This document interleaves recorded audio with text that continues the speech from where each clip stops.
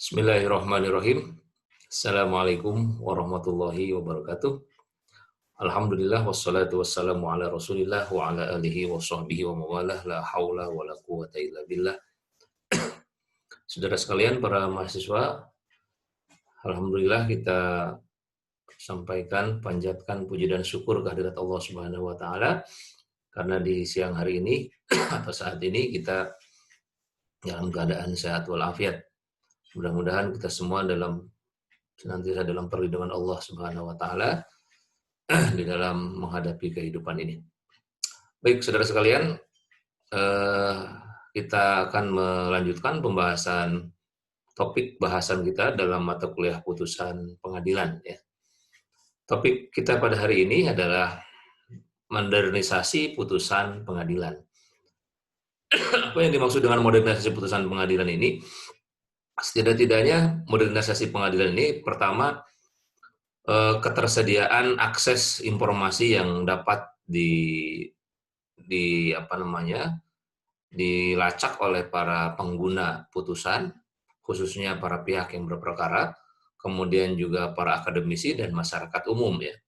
Jadi ada keterbukaan informasi yang menggunakan berbagai media, ya, berbagai media.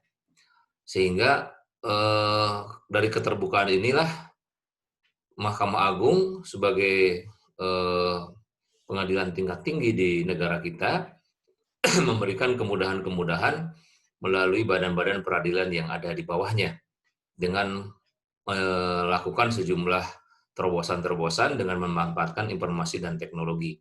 Kemudian yang kedua yang dimaksud dengan modernisasi dalam pembahasan kita kali ini adalah keterbukaan publikasi-publikasi putusan ya. Jadi ada publikasi-publikasi putusan yang bisa ditelaah oleh para mahasiswa khususnya ya, dan juga para akademisi atau juga para peneliti, para dosen ya, yang ingin menstudi soal-soal putusan pengadilan di Indonesia ini.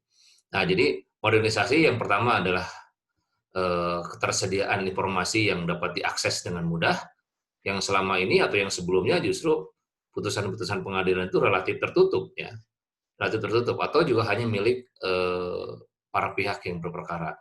Nah, kemudian sekarang yang kedua dan maksud dengan modernisasi adalah bagaimana publikasi putusan ini bisa dinikmati oleh para masyarakat ya, bukan hanya masyarakat umum, tapi juga akademisi ya, akademisi dari putusan-putusan pengadilan ini. Jadi putusan hakim yang sudah diputus dan dipublikasikan melalui berbagai media itu sangat dengan mudah untuk dipelajari dengan baik. Baik, saudara sekalian, nah ini teknologi dan informasi putusan pengadilan yang sejauh ini sudah dilakukan oleh Mahkamah Agung ya. Banyak sekali, tapi ini hanya sebagian contoh saja, saudara sekalian ya, yang memudahkan untuk bagaimana Anda melacak dan menelaah tentang putusan-putusan pengadilan melalui media teknologi dan informasi. Ada digitalisasi putusan itu tahun 2004 ya. Kemudian aplikasi penelusuran putusan itu juga tahun 2004. Kemudian ada situs informasi putusan MARI ya, dulu namanya putusan.mahkamaagung.go.id. Kemudian ada direktori putusan Mahkamah Agung ya. Ini putusan-putusan Mahkamah Agung, putusan 3 Mahkamah Agung nanti kita coba lihat, dan sistem informasi penelusuran perkara ya. Sistem penelusuran informasi perkara atau SIPP yang tersedia di sejumlah pengadilan, baik di level kasasi di Mahkamah Agung maupun di tingkat banding dan pengadilan tingkat pertama. Ya. Itu yang sejauh ini yang bisa kita lihat bagaimana teknologi dan informasi putusan pengadilan ini didesain sedemikian rupa melalui pemanfaatan IT ya, pemanfaatan IT. Nah, kita coba lihat ya, saudara sekalian, di antara berbagai putusan ini, yang mau kita coba misalnya, kita lihat direktori putusannya Mahkamah Agung ya. Baik, sebentar, kita coba.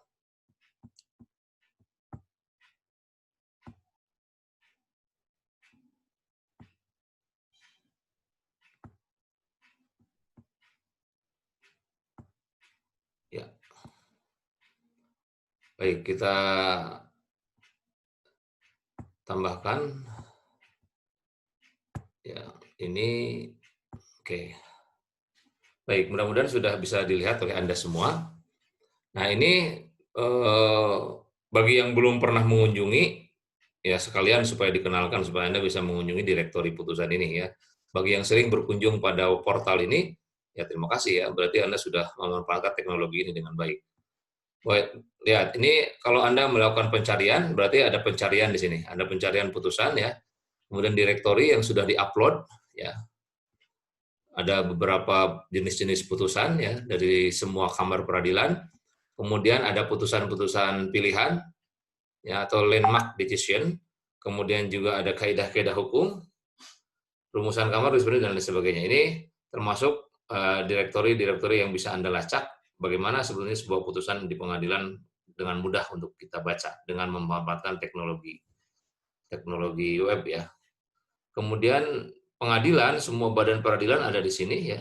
Tinggal Anda klik ya sesuai dengan keperluan dan kebutuhan Anda. Ini juga ada peraturan perundang-undangan ya. Sejumlah peraturan yang bisa dibuka ya.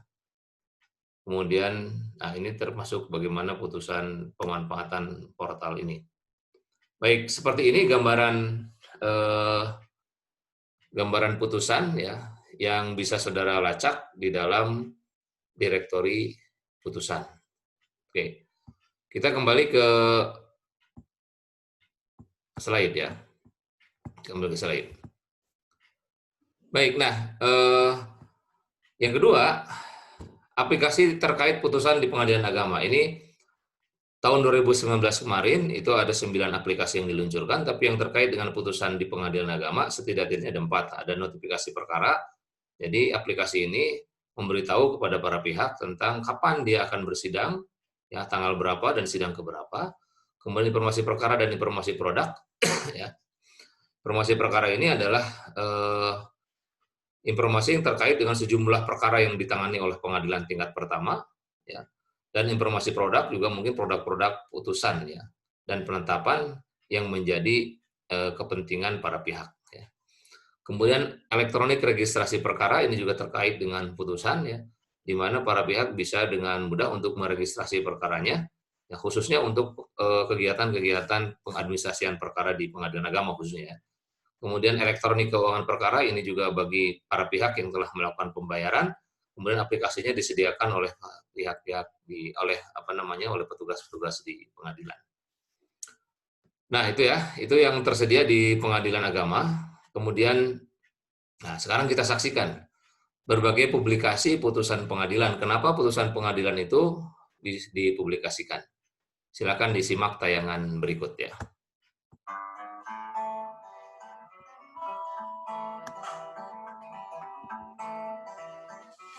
Andai saja kita punya kepastian hukum, hidup akan terasa lebih aman. Kita jadi merasa benar-benar terlindungi. Kalau ada kesalahan, ada ganjarannya. Dan ganjarannya benar-benar diterapkan. Jadi, orang takut membuat kesalahan kan? Tapi kepastian hukum itu kok rasanya jauh sekali ya? Kapan ya Indonesia bisa sampai ke sana? Itu semua ada sebabnya. Salah satu penyebabnya adalah karena dulunya informasi hukum di Indonesia amat tertutup. Putusan pengadilan tidak dipublikasikan, baik putusan pengadilan.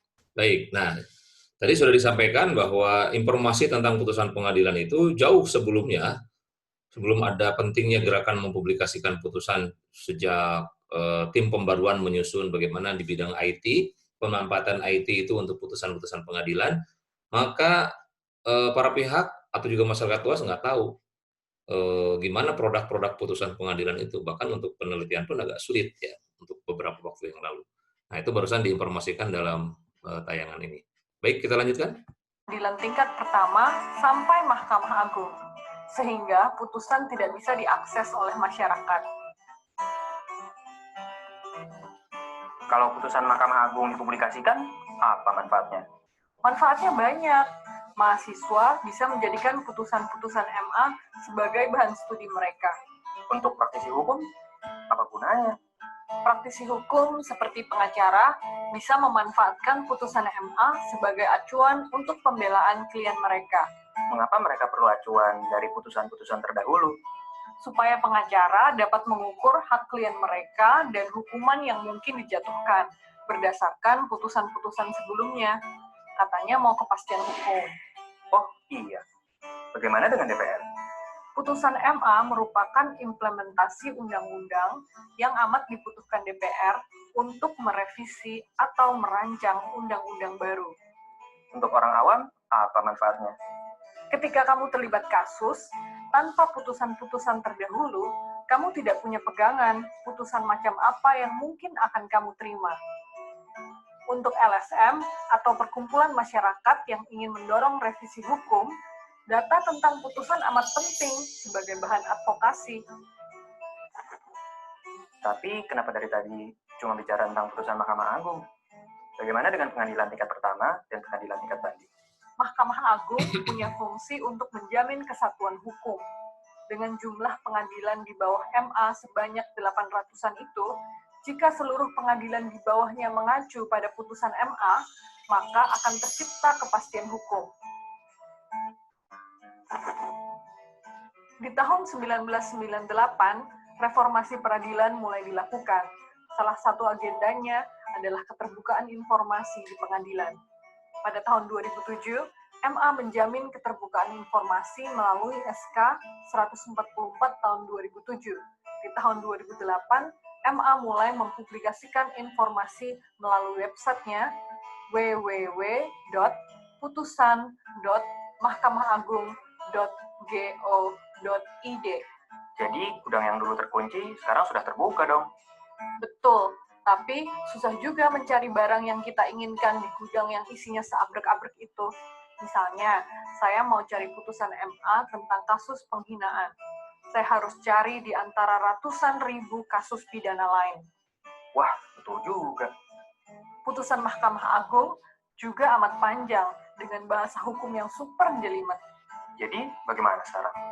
Lembaga Kajian dan Advokasi untuk Independensi Peradilan atau LEIP merilis sebuah website www.indekshukum.org.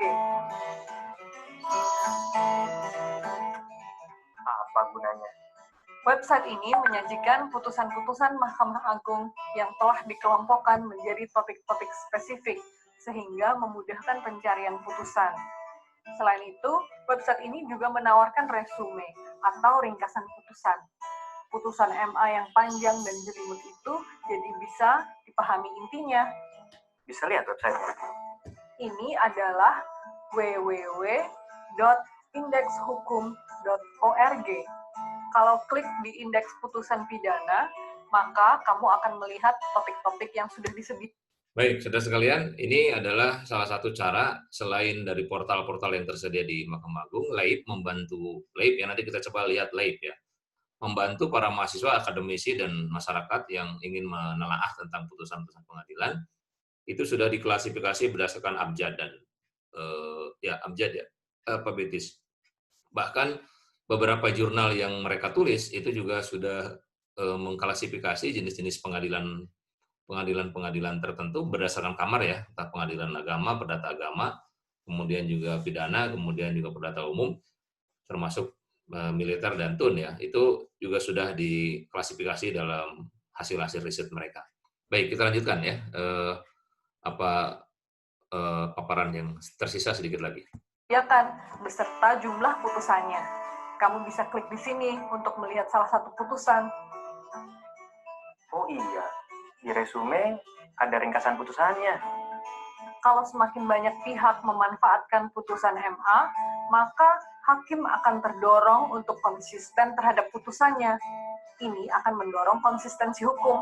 Tapi sepertinya kepastian hukum tetap terlihat amat jauh. Setiap cita-cita butuh perjuangan banyak pihak untuk mewujudkannya. Tentu saja masih banyak pihak lain yang harus mengusahakan hal ini, seperti pengacara, akademisi, LSM, dan banyak pihak lain untuk bersama-sama mengawasi dan menggunakan putusan pengadilan. Sip, paling tidak kita selangkah lebih maju.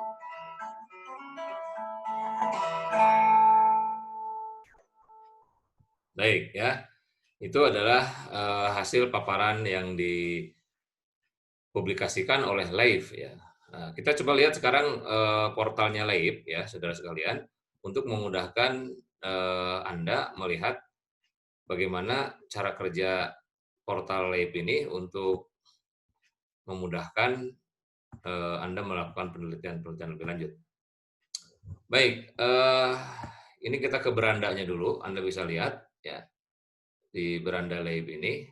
Itu LAIP ini lembaga kajian dan advokasi independensi peradilan. Ini sekumpulan para penggawa-penggawanya dan sebagian juga ya saya kenal ya karena sering kali beberapa kali pertemuan dengan mereka. Dan Anda bisa lihat di sini tentang LAIP ya. Seluruh organisasinya, laporan tahunannya, audit laporan keuangan. Yang paling penting di sini ini ada jurnal diktum yang Anda bisa lihat. Jurnal diktum ini adalah hasil-hasil publikasi, hasil riset mereka berdasarkan tema-tema ya. Anda bisa lihat di sini salah satunya yang ditampilkan dalam jurnal diktum ini adalah kajian-kajian putusan penting. Ini landmark decision. Anda bisa lihat di sini. Ini edisi 13, kemudian diktum pemindahan korporasi dan seterusnya ya. Itu salah satu contohnya saja. Kemudian selain dari diktum ada hasil-hasil publikasi dan hasil penelitian ya. Ini salah satu hasil penelitian yang telah baru-baru terakhir ini dilakukan. Nah ini laporan penelitian yang sudah dikerjakan oleh kami ya. UIN, kemudian MAPI, FHUI, kemudian LAIP tentang penelitian format putusan Indonesia, Pengadilan Indonesia, studi 4 lingkungan peradilan di bawah Mahkamah Agung. Oke, nanti saudara silakan mendownload atau melihat bagaimana peta format putusan pengadilan dari 4 kamar ya, 4 kamar di lingkungan badan peradilan. Kemudian opini, info peradilan, ya itu bagian dari menu-menu yang disediakan oleh LAIP. Jadi LAIP sangat membantu untuk melihat bagaimana sebuah putusan pengadilan itu dipublikasikan dengan baik ya dan memadai. Termasuk indeks hukum ORG, ini Anda bisa klik di sini yang tadi disebut sebagai salah satu cara bagaimana mencari jarum dalam tumpukan jerami. Ini mungkin sudah dibuat tematik dalam indeks hukum.org ini. Ya, indeks hukum.org ini. Baik, itu ya penjelasan tentang LAIP ya berdasarkan hasil-hasil kompilasi hasil-hasil penelitian yang sudah dilakukan oleh mereka. Baik, kita kembali ke slide yang tadi ya.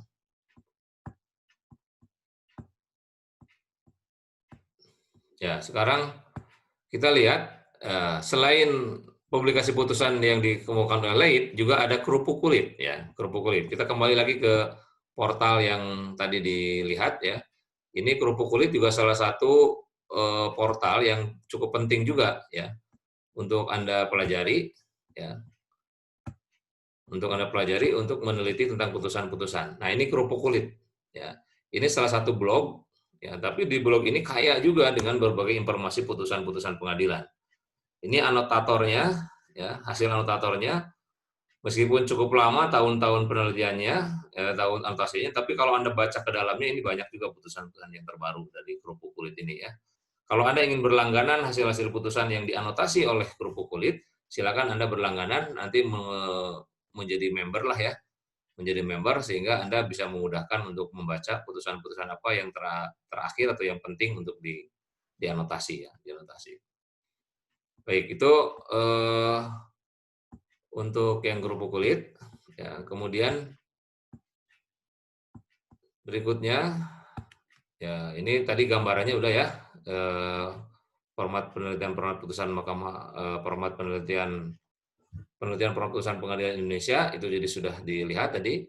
Kemudian sekarang kita lihat setelah putusan-putusan ini dipublikasikan, kemudian juga memanfaatkan informasi teknologi dan informasi IT, tapi juga ada beberapa persoalan-persoalan ya tentang putusan pengadilan ini yang sudah lama sekali didiskusikan dan diwacanakan agar supaya putusan-putusan hakim itu berkualitas, ya, kemudian juga memiliki konsistensi di antara putusan-putusan pengadilan satu sama lain atau ya dan untuk menjadi pedoman bagi hakim-hakim yang lain, maka wacana tentang pembatasan perkara itu menjadi salah satu aspek meskipun bukan satu-satunya ya saya katakan untuk mengurangi laju pertumbuhan perkara ke pengadilan atau juga penumpukan perkara yang diselesaikan di pengadilan ya. Nah, kita lihat bagaimana pentingnya pembatasan perkara untuk menjamin salah satunya ya, menjamin kualitas putusan di pengadilan. Kita lihat tayangan berikut ini ya, untuk menunjukkan betapa pentingnya ada pembatasan perkara yang dilakukan oleh Mahkamah Agung, khususnya karena Mahkamah Agung sudah kebanjiran perkara di perkara-perkara ya yang kasasi di pengadilan, dari pengadilan tingkat sebelumnya.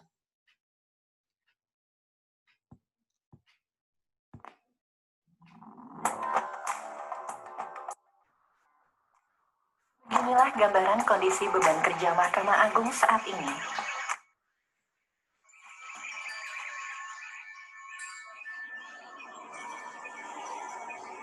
Sebagai pengadilan tertinggi di Indonesia, Mahkamah Agung atau MA menerima banyak sekali perkara setiap tahunnya.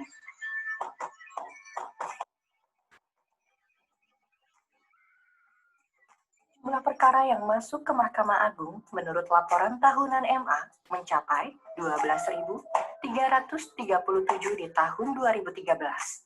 Tingginya jumlah perkara di Mahkamah Agung tidak sebanding dengan jumlah hakim agung yang dimiliki MA. Dengan 50 orang hakim agung yang ada saat ini, praktis satu hakim agung mendapatkan beban 260 perkara setiap tahunnya.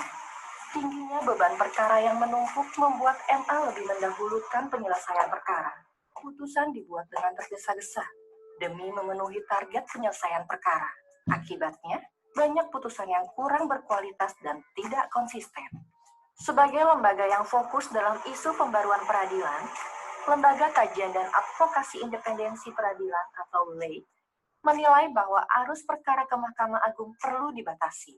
Hal ini untuk memastikan proses peradilan berjalan dengan cepat dan murah, tanpa menyampingkan kualitas putusan yang dihasilkan.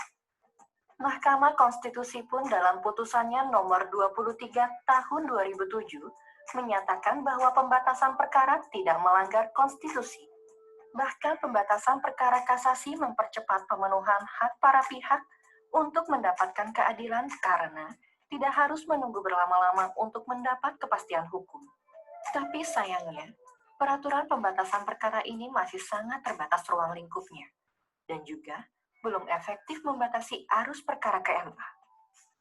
Untuk mengurangi penumpukan perkara, ruang lingkup pembatasan perkara perlu diperluas.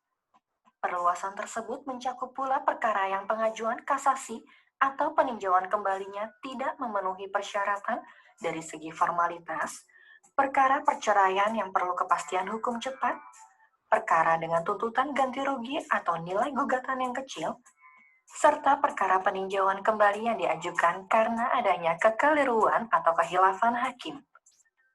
Pembatasan perkara dibutuhkan agar Mahkamah Agung dapat Baik, jadi saudara sekalian, kita lihat ya, ini pembatasan perkara menjadi sangat penting, ya, terutama pertama perkara-perkara yang tidak memenuhi syarat, ya, apalagi kalau fungsi kasasi hanya mengadili perkara-perkara yudik faksi, ya, kan fungsi kasasi adalah mengadili, fungsinya adalah sebagai yudik juris, ya, untuk melihat tepat nggak penerapan hakim-hakim yang ada di bawahnya di dalam menerapkan hukum. Ya. Kemudian soal perkara perceraian ini juga menjadi salah satu isu ya. Kenapa penting dibatasi sampai tidak ke Mahkamah Agung? Itu juga karena perkara perceraian membutuhkan kepastian ya, sehingga tidak usah jauh-jauh sampai cukup sampai tingkat banding. Ini wacananya seperti ini. Sehingga salah satu judul buku kalau Anda baca tentang peradilan ideal di Indonesia ya, peradilan ideal di Indonesia salah satunya adalah membicarakan topik tentang pembatasan perkara. Oke ya, pembatasan perkara. Kita lanjutkan. Butuhkan agar Mahkamah Agung dapat lebih fokus menjalankan fungsinya sebagai pengadilan kasasi dalam menjaga kesatuan hukum dan memastikan jalannya proses peradilan secara cepat, murah, dan berkualitas. Meski demikian, pembatasan perkara bukan solusi tunggal untuk mengurangi penumpukan perkara. Masih banyak pekerjaan rumah yang perlu dilakukan oleh MA. Antara lain, perbaikan sistemik, perubahan kultur, dan penguatan pengadilan tingkat pertama dan banding supaya bisa menghasilkan putusan yang adil dan berkualitas. Tapi ingat, Mahkamah Agung tidak bisa bekerja sendiri. Mahkamah Agung perlu dukungan dari pemerintah dan wakil-wakil rakyat di DPR untuk menyusun undang-undang yang dapat mempercepat proses pembaruan peradilan. Selain itu, kita sebagai masyarakat juga harus terus memantau dan memberikan masukan yang membangun agar peradilan kita makin maju. Animasi ini dipersembahkan oleh Lei. Baik, kita lanjutkan. Itu adalah pentingnya kenapa pembatasan perkara ke Mahkamah Agung sebagai salah satu sebagai salah satu strategi agar putusan-putusan hakim itu berkualitas ya. Kita lanjutkan. Pembatasan perkara ini sebetulnya bisa dilakukan dengan dua pendekatan. Yang pertama, pembatasan perkara melalui pendekatan prosedural. Jadi dengan pendekatan ini bagaimana dilakukan dengan cara menentukan indikator yang sifatnya pasti dan terukur ya. Sebagai contoh, pembatasan perkara berdasarkan jenis perkara tertentu. Ya tadi misalnya ada perkara-perkara tertentu, nah kita lihat ya. Apakah misalnya perkara pembatasan upaya hukum kasasi di bidang perkara tipiring misalnya, tindak pidana ringan. Ya, kriteria perkara yang final di tingkat banding itu dapat didasarkan pada besaran ancaman hukuman. Nah, untuk pidana dengan ancaman hukuman ringan, termasuk dengan ancaman hukuman denda atau pelanggaran, itu dapat dipertimbangkan untuk tidak dapat dilakukan upaya hukum kasasi. Nah, ini jadi mendiskusikan soal-soal ini itu tidak perlu lah. Nah, itu dari aspek pendekatan pertama ya, pendekatan prosedural. Kemudian juga untuk perkara perdata, beberapa kriteria yang bisa digunakan, misalnya membatasi perkara yang selesai di tingkat banding, itu dapat dinilai dari nilai perkara atau nilai gugatan. Ini solusinya sudah dijalankan ya tentang nomor 2 ini. Perkara dengan nilai gugatan tertentu itu dapat dibatasi upaya hukumnya hingga tingkat banding. Oleh karena itu rumusannya perkara-perkara perdata yang ganti rugi yang sifatnya kecil, pertama dulu keluar perma small claim ya, gugatan sederhana dengan nilai gugatan 250 juta. Nah, sekarang sudah naik lagi ke 500 juta ya. Jadi angka yang 250 juta harus selesai di tingkat banding, tidak perlu sampai ke kasasi ya. Nah, ini sudah ada solusi dan jalan keluarnya. Selain itu juga perkara-perkara di bidang hukum keluarga ya, termasuk di dalamnya waris ya, perceraian dan waris itu dapat dipertimbangkan sebagai perkara yang diputus final di tingkat banding. Tapi ini kelihatannya belum ya, karena ada juga tarik ulur ya, di samping juga ada problem-problem tentang secara politis ya, kemudian juga ada problem-problem lain ya, termasuk bagaimana mekanisme dan caranya supaya perkara-perkara ini kalau misalnya tidak masuk sampai ke kasasi berarti ada pengurangan jumlah hakim agung untuk satu kamar ya. Kemudian sistem kamar mau bagaimana, itu juga mungkin persoalan-persoalan yang ada di balik semua itu. Jadi pada umumnya perkara di bidang hukum keluarga harus sifatnya urgen ya, dan sehingga memerlukan penanganan yang cepat. Nah, oleh karena itu untuk menjamin adanya kepastian hukum ya, dan juga membatasi konflik keluarga, maka harus diputus dengan waktu yang sangat cepat. Dan gagasan ini sudah disampaikan oleh Pak Bagirmanan ketika beliau menjadi Ketua Mahkamah Agung ya. Tapi sampai sekarang kelihatannya belum ada solusi ya untuk perkara yang tingkat hukum keluarga ini. Baik, saudara sekalian, itulah pemaparan modernisasi putusan pengadilan ya, yang bisa disampaikan atau yang bisa yang bisa dibahas pada kesempatan kali ini. Terima kasih atas segala perhatiannya. Mohon maaf atas segala kekurangan. Billahi taufiq wal hidayah. Wassalamualaikum warahmatullahi wabarakatuh.